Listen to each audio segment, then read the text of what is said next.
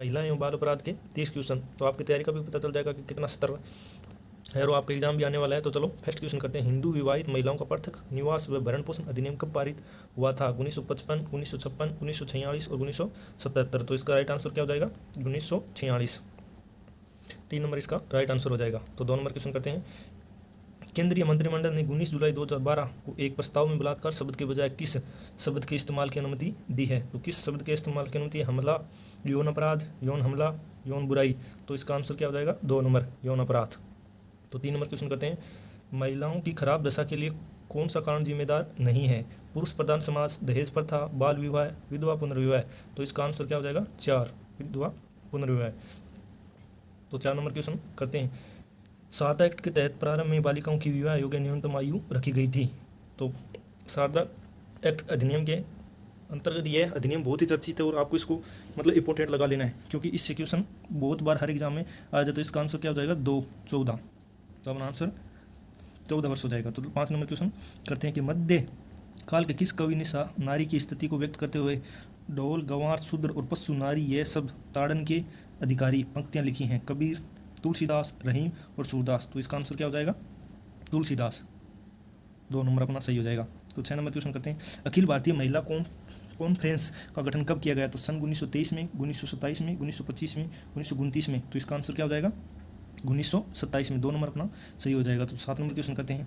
संविधान के किस अनुच्छेद में व्यवस्था की गई है कि भारत के राज्य क्षेत्र में किसी व्यक्ति को विधि के समक्ष समानता से या विधियों के समान संरक्षण से वंचित नहीं करेगा? तो कौन से अनुच्छेद में? अनुच्छेद 13, अनुच्छेद 14, अनुच्छेद 16 और अनुच्छेद 19। तो इसका राइट आंसर क्या हो जाएगा? अनुच्छेद 14। 2 नंबर। तो 8 नंबर क्वेश्चन करते हैं। केवल लिंग के आधार पर अर्थात पुरुष अथवा महिला के आधार पर भेद नहीं किया जाएगा। केवल महिला होने के आधार पर किसी को दुकान, सार्वजनिक भोजनालय, होटल अथवा सार्वजनिक मनोरंजन के स्थान प्रवेश नहीं रोका जाएगा। यह प्रावधान संविधान के किस अनुच्छेद के अंतर्गत है? तो अनुच्छेद 22, अनुच्छेद 19 एवं अनुच्छेद 21, अनुच्छेद 11, अनुच्छेद 17, अनुच्छेद 14, अनुच्छेद 15, 1 व 2। तो इसका राइट आंसर क्या हो जाएगा? अनुच्छेद 14 एंड 15 इसकी भाग 1 व 2। 4 नंबर अपना सही हो जाएगा। तो 9 नंबर क्वेश्चन करते हैं। निम्नलिखित में से किस मामले में विभेद का अर्थ स्पष्ट करते हुए उच्चतम न्यायालय ने कहा है कि विभेद शब्द का तात्पर्य किसी व्यक्ति के साथ दूसरों की तुलना में प्रतिकूल व्यवहार करना है? तो इसका आंसर क्या है? काठी रनिंग राउत बनाम सौराष्ट्र राज्य, नेशनल लीगल सर्विसेज अथॉरिटी बनाम Union of India, Balwinder Singh बनाम पंजाब राज्य। इनमें से कोई नहीं। तो इसका आंसर क्या हो जाएगा? 1 नंबर कठिन रनिंग राउत बनाम सौराष्ट्र राज्य। और तो 10 नंबर क्वेश्चन करते हैं। किस मामले में अब हिंजड़े को भी लिंग से सम्मिलित मान लिया गया है? तो इसका आंसर क्या हो जाएगा? हीरा सिंह बनाम स्टेट ऑफ राजस्थान, यूनिकर्षण बनाम state of Andhra Pradesh, national legal service authority बनाम यूनियन ऑफ इंडिया, सरला मुद्रल बनाम यूनियन ऑफ इंडिया। तो इसका आंसर क्या हो जाएगा? 3 number national legal service authority बनाम यूनियन ऑफ इंडिया। तो 11 नंबर क्वेश्चन करते हैं। संविधान के किस अनुच्छेद के अंतर्गत राज्य स्त्रियों एवं बालकों के लिए विशेष उपबंध कर सकता है? तो अनुच्छेद 15 भाग 3, अनुच्छेद 21 भाग 3, अनुच्छेद 36 भाग 1, अनुच्छेद 41। तो इसका आंसर क्या हो जाएगा? अनुच्छेद 15 भाग 3। 1 नंबर अपना सही हो जाएगा। 12 नंबर क्वेश्चन। लोक नियोजन के अवसर की समता का प्रावधान करता है? अनुच्छेद 14, अनुच्छेद 15, अनुच्छेद 16 और अनुच्छेद 17। तो इसका आंसर क्या हो जाएगा? अनुच्छेद 16। 3 नंबर अपना सही हो जाएगा।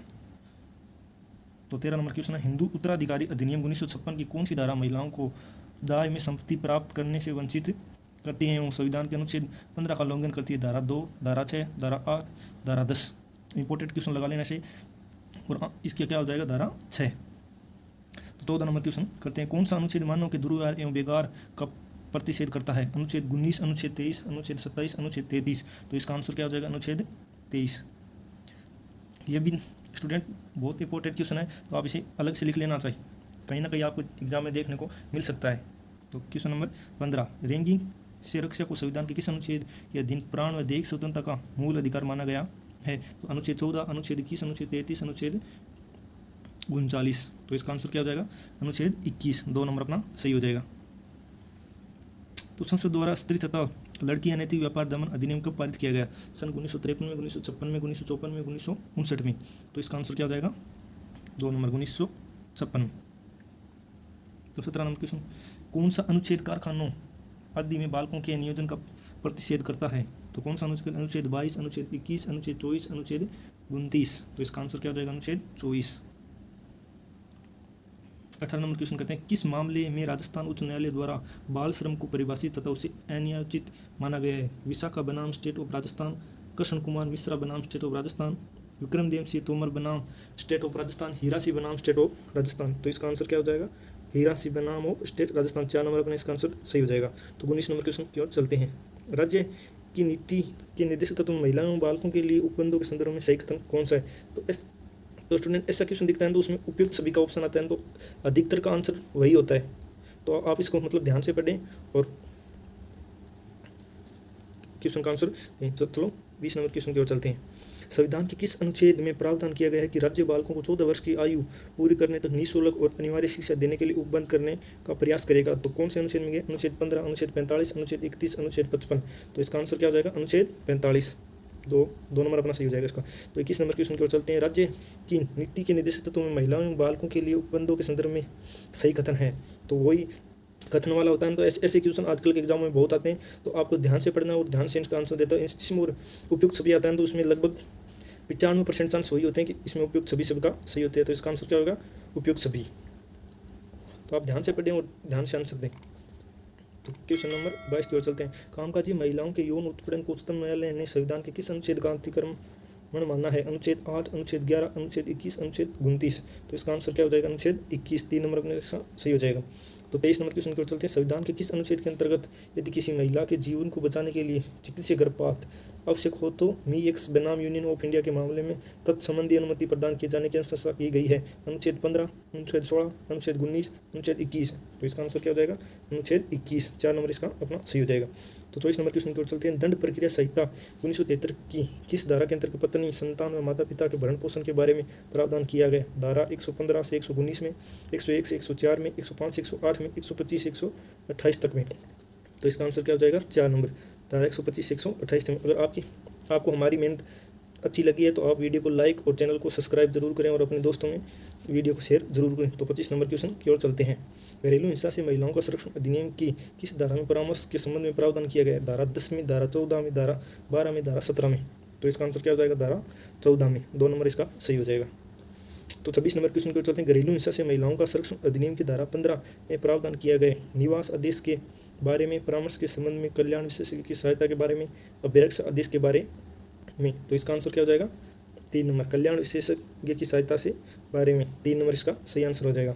तो 27 नंबर क्वेश्चन की ओर चलते हैं। घरेलू हिंसा से महिलाओं का संरक्षण अधिनियम की धारा 21 में प्रावधान किया गया है। तो इसका किसका प्रावधान किया? अभिरक्षा आदेश के बारे में, परामर्श के संबंध में, संरक्षण आदेश के बारे में, सेवा प्रदाता के संबंध में। तो इसका आंसर क्या हो जाएगा? 1 नंबर, अभिरक्षा आदेश के बारे में। 1 नंबर सही हो जाएगा इसका।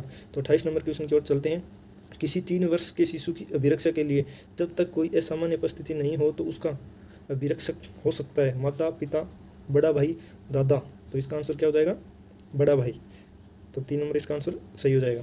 तो ऐसे क्वेश्चनों को आप नोट्स को ध्यान से पढ़ते जाएं और कितने सही होते हैं वो कमेंट में ज़रूर बताएं।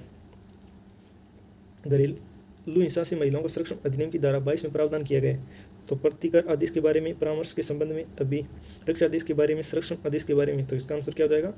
1, प्रतिकर आदेश के बारे में। तो और आपके कितने सही होते हैं 30 में से, तो वो भी कमेंट में ज़रूर बताएं। देखते हैं आपकी तैयारी किसकी अच्छी है फिलहाल। और 30 नंबर क्वेश्चन और लास्ट क्वेश्चन की ओर चलते हैं। मजिस्ट्रेट बच्चे की अभिरक्षा का न केवल अंतरिम आदेश पारित कर सकता है अपितु एक पक्षीय आदेश भी पारित कर सकता है। यह प्रावधान किस धारा में उल्लिखित है? धारा 17 में, धारा 19 में, धारा 20 में, धारा 21 में। तो इसका आंसर क्या हो जाएगा? धारा 21 में। आई होप यू स्टूडेंट कि आपको हमारी मेहनत पसंद आई होगी और आपके कितने सही होते हैं यह हमें कमेंट में ज़रूर बताएं और कुछ मोटिवेशन कोड लिखें कमेंट में, तो जिससे हमें और मोटिवेशन मिले और आपके लिए अच्छे से एग्जाम से पहले अच्छे से अच्छे वीडियो लेते हैं।